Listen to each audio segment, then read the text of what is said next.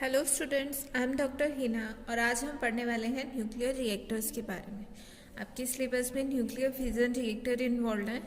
So first of all, what is a nuclear reactor? A nuclear reactor is a nuclear pile in which self-consisting controlled chain reaction is produced in a fissionable material and produce controlled amount of energy. So see here, self-sustainable controlled chain reaction. What does it mean? Self-sustainable means अपने आप हो रही है, बाहर से external agency की ज़रूरत नहीं है उसको ड्राइव करने के लिए। कंट्रोल्ड मैनर में जा रही है। फिजन रिएक्शन है, न्यूक्लियर फिजन और फ्यूज़न आप पहले पढ़ चुके हैं। फिर भी जस्ट ब्रीफ में मैं आपको बताऊंगी कि न्यूक्लियर फिजन क्या है और यहाँ से कंट्रोल्ड अमाउंट में एनर्जी प्रोड्यूस होती है। So mind it very clear that it produce controlled amount of energy and the controlled chain reaction is happening there. Okay, so it works on the principle of controlled fission chain reaction. The general fission chain reaction can be written as, in general, a fission reaction is written as uranium. It is a फिजनेबल material uranium 235। यहाँ पे जब एक neutron की bombardment करवाई जाती है, this is neutron, सो ये fission fragment produce करता है। इंटरनल बोरोन और क्रिप्टन होते हैं बट दे मे वेरी, इसीलिए एक्स और वाई लिखा गया है, फिजन फ्रेगमेंट है। साथ ही साथ नंबर ऑफ न्यूट्रॉन्स निकलते हैं। नंबर ऑफ न्यूट्रॉन्स में वेरी, कभी 2 निकलते हैं और कभी 3 निकलते हैं depending on their mass.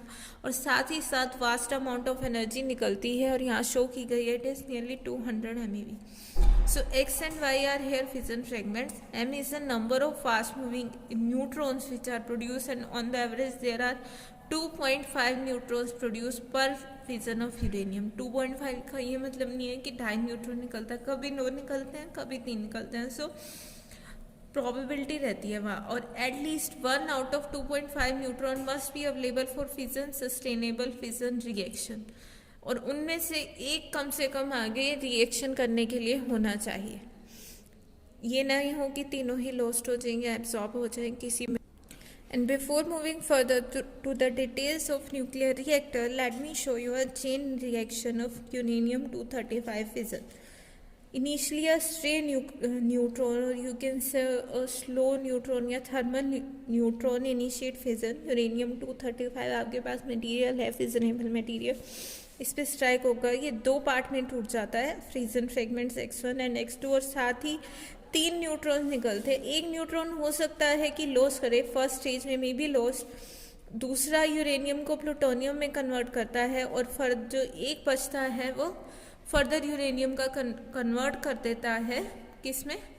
Uranium का फिजन करता है, यूरेनियम 235 का। फर्दर आपके पास 2 फिजन फ्रेगमेंट आ गए, X1 X2। अगेन एक लॉस्ट हो सकता है, या ये जो है थर्ड स्टेज न्यूट्रॉन हो गई, ये फर्स्ट स्टेज, ये सेकेंड स्टेज और ये थर्ड स्टेज न्यूट्रॉन, ये फर्दर फिजन कर सकते हैं। 2 फिजन हो गए और एक हो सकता है कि वो लॉस्ट हो जाए या रिएक्शन ना कर पाए, तो इसने फर्दर 2 का फिजन किया, ये फर्दर कर रहे हैं। तो इस तरह से चेन बन गई कि आगे चलते जा रहे हैं। और ये चेन कब कंटिन्यू होगी कि कम से कम ये जितने न्यूट्रॉन प्रोड्यूस हो रहे हैं उनमें से कम एक तो आगे फिजन कर पाए।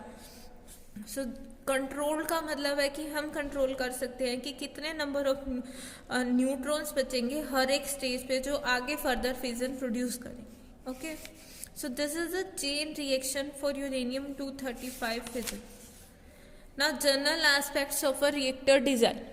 सी, number of reactor different design के अवेलेबल है इस वर्ल्ड में हर एक पर्पस के लिए। सो जो बेसिक कंसिडरेशन रहती है एक रिएक्टर डिज़ाइन के लिए वो सेम रहती है। First of all is fuel. So the material containing the fissile isotope is called the reactor fuel. और जो हम फ्यूल यूज करते हैं वो या तो होना चाहिए एनरिच विद यूरेनियम 235। यूरेनियम 235 जो नेचर में एग्जिस्ट करता है वो फिजनेबल मटेरियल नहीं है, या फिर नेचुरल यूरेनियम के पास सिर्फ इतनी ही इसकी कंसंट्रेशन होती है, 0.715%। Other 2 fossil material which can be use to produce the fission nuclear fission are uranium 233 and polonium 239। ये दोनों ब्रीडर रिएक्टर में प्रोड्यूस किए जाते हैं, लार्ज क्वांटिटी में एग्जिस्ट नहीं करते नेचर में। ब्रीडर रिएक्टर वो रिएक्टर होते हैं जो आपके न्यूक्लियर फॉसिल मटेरियल या फिर फिजाइल आइसोटोप, या फिर ये कह लो कि ये मटेरियल को प्रोड्यूस करते हैं, इसलिए उन्हें ब्रीडर रिएक्टर कहा जाता है। Okay, so this is useful fuel. PU-239 is a useful fuel in the breeder type reactor as the rate of breeding in such reactor produce more fuel than they consume. Okay, so इसीलिए इसका use किया जाता है mostly यूरेनियम-235, but क्योंकि nature में बहुत कम available है तो इसलिए हम ब्रीडर रिएक्टर से हम आर्टिफिशियल फ्यूल जनरेट करते हैं। और इसके पीछे भी क्वाइट इंटरेस्टिंग स्टोरी है। जब इंदिरा गांधी हमारे प्राइम मिनिस्टर थे, उस टाइम पे यूएस ने हमारा यूरेनियम के फ्यूल वहाँ से आता था तो बैन लगा दिया था कि इंडिया को फ्यूल नहीं दिया जाए। सो उन्होंने इस चीज़ को बढ़ावा दिया कि अपने देश में ही क्यों ना ये फ्यूल क्रिएट किया जाए, और तब ब्रीडर रिएक्टर पिक्चर में है। So moderators, next thing is moderators, कि हमें और क्या क्या चीज़ें चाहिए होती है एक रिएक्टर को डिज़ाइन करने में। फर्स्ट ऑफ ऑल तो फ्यूल ही, कि जिससे न्यूक्लियर फिजन होगा। Second is moderator. अब moderator are the material use for slowing down fast neutrons to thermal energy. कितनी उनकी एनर्जी होनी चाहिए? 0.025 electron volt. These are called moderators. अब ये मॉडरेटर्स क्यों रिक्वायर्ड है? क्योंकि जब एक न्यूक्लियर फिजन होता है तो जो न्यूट्रॉन आके न्यूक्लियर फिजन करता है वो थर्मल न्यूट्रॉन होना चाहिए। थर्मल न्यूट्रॉन मतलब उसकी एनर्जी कम होनी चाहिए। और जो न्यूक्लियर रिएक्शन से आपके पास न्यूट्रॉन निकल रहे थे, ये फास्ट न्यूट्रॉन होते हैं, ये न्यूक्लियर फिजन नहीं कर सकते, इनकी एनर्जी कम करनी होती है। और उसके लिए जो चीज़ हमें रिक्वायर्ड है या जो मटेरियल है उसे हम कहते हैं मॉडरेटर। अब मॉडरेटर हमें ये तो पता चल गया कि इसका काम है कि न्यूट्रॉन को स्लो करना। Okay, so good moderator are usually material of low mass number having small absorption cross section and last slowing down power. देखो, मास नंबर स्लो क्यों होना चाहिए? मास नंबर डायरेक्टली रिलेटेड होता है एब्जॉर्प्शन क्रॉस सेक्शन से। जितना heavy element होगा उतनी ही प्रोबेबिलिटी रहेगी कि वो इनको एब्जॉर्ब कर ले। सो अगर न्यूट्रॉन जो हमारे चेन रिएक्शन में निकल रहे हैं, मॉडरेटर उनको रोकने की बजाय एब्जॉर्ब कर लेगा तो हमारी चेन रिएक्शन कंटिन्यू कैसे होगी? So that's why we need a material which have small absorption cross section and last slowing down power. वो स्लो तो करे उनको बहुत अच्छे से, बट उसका मास इतना कम हो कि एब्जॉर्ब ना कर पाए। So in thermal reactor neutron are slowed mostly by the elastic scattering collision with nuclei of moderate lighter material like heavy water, graphite, या कभी कभी हम नॉर्मल वाटर का यूज़ कर सकते हैं। जो पहला क्राइटेरिया होता है कि हम ऑर्डिनरी वाटर लें विद प्रोटॉन्स जो है, this may be acted as a best moderator. जो ऑर्डिनरी वाटर है, क्योंकि उसकी स्लोइंग डाउन पावर हायर है बट उसका अनडिजायरेबल कैप्चर क्रॉस सेक्शन भी है कि वो साथ ही साथ उनको एब्जॉर्ब भी कर लेगा। ये हम नहीं चाहिए कि हमें उसको स्लो तो करना है न्यूट्रॉन्स को, बट हम नहीं चाहते कि मॉडरेटर उनको एब्जॉर्ब करे और हमारी जो चेन रिएक्शन हो रही है यूरेनियम के साथ उसमें कहीं कोई इफेक्ट हो।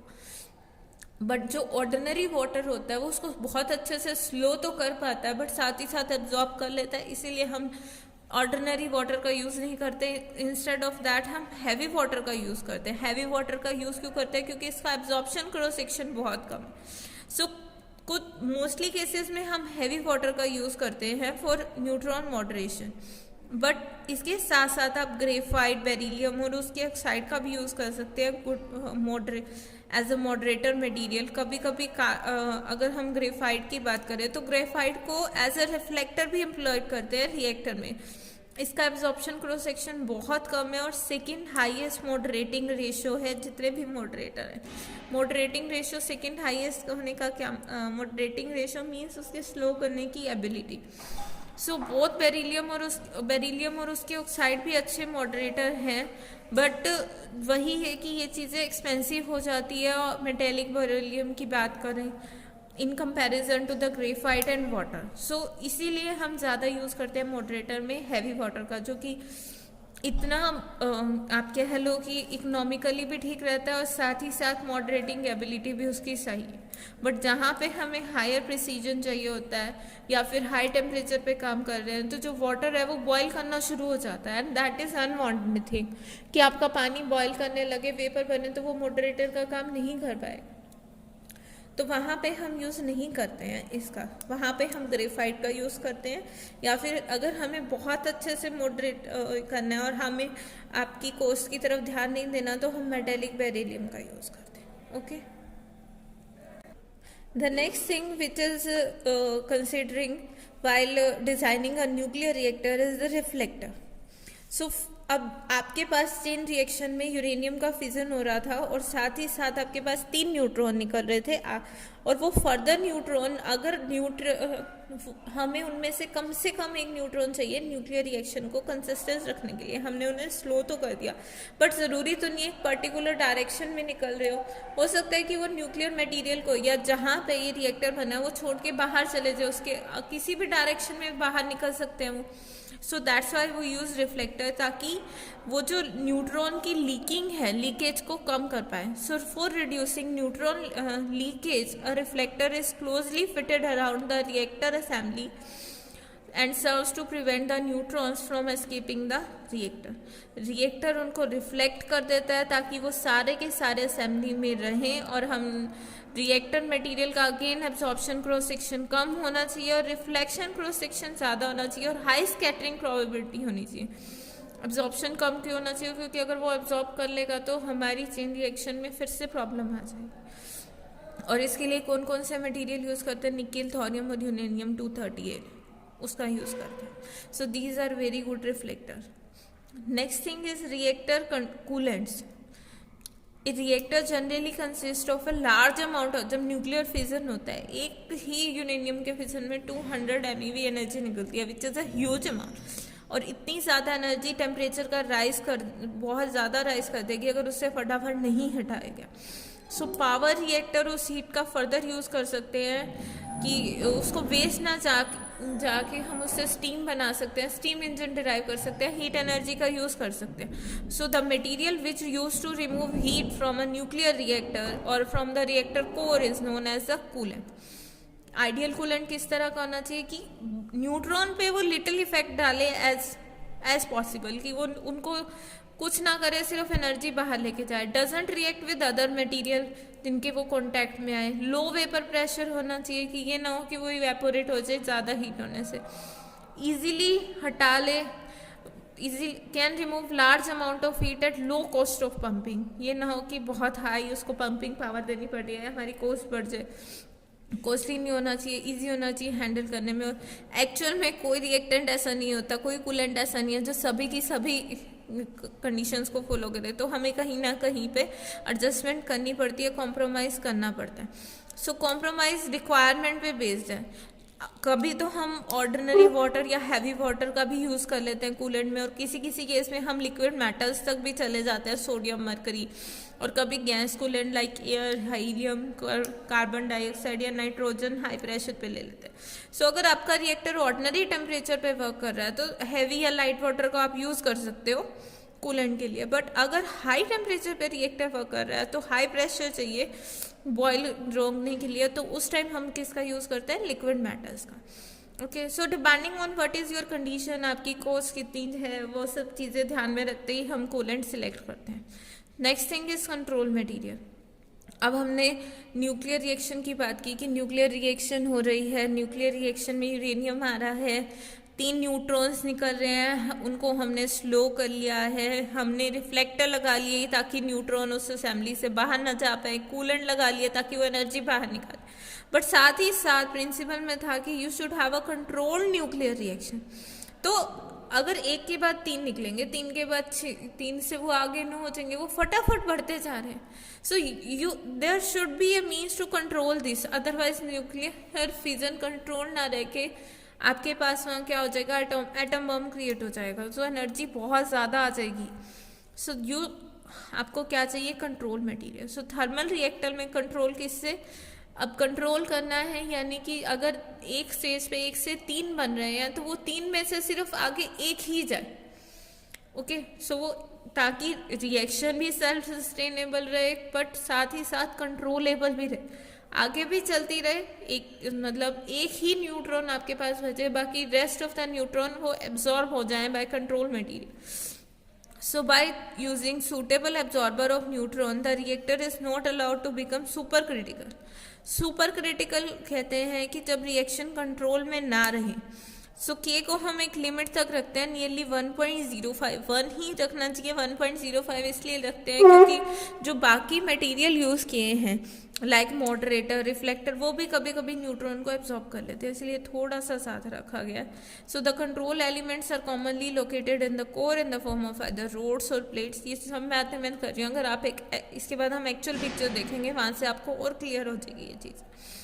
ये कंट्रोल रोड क्या क्या किस किस चीज़ के लिए यूज़ करते हैं? First of all to maintain the critical level of chain reaction. Critical level को मेंटेन रहे कि इससे ज़्यादा ना हो रिएक्शन का लेवल और इससे कम भी ना जाए। इससे कम जाएगा तो धीरे धीरे रिएक्शन ख़त्म हो जाएगी। ऑपरेटिंग लेवल, जिस लेवल पे हमें एनर्जी चाहिए उतना ही उसको मेंटेन रखते हैं, और शट डाउन अगर इमरजेंसी हो जाए तो। Because of the availability and ease of cadmium was use in early reactor, but ये लो टेम्परेचर पे वर्क करता है, इसका मेल्टिंग पॉइंट भी लो है। तो आजकल सिल्वर का alloy with 15% of indium and 5% of cadmium has been used as some reactor, क्योंकि एनर्जी बहुत ज़्यादा है, टेम्परेचर ज़्यादा होगा तो वुड मेल्ट नहीं करना चाहिए। ओके, सो तो ये होते हैं हमारे control materials. And the material which is very good for controlling the number of neutrons may be used as the boron. Boron का बहुत हाई मेल्टिंग पॉइंट है और लार्ज क्रॉस सेक्शन है न्यूट्रॉन एब्जॉर्प्शन के लिए।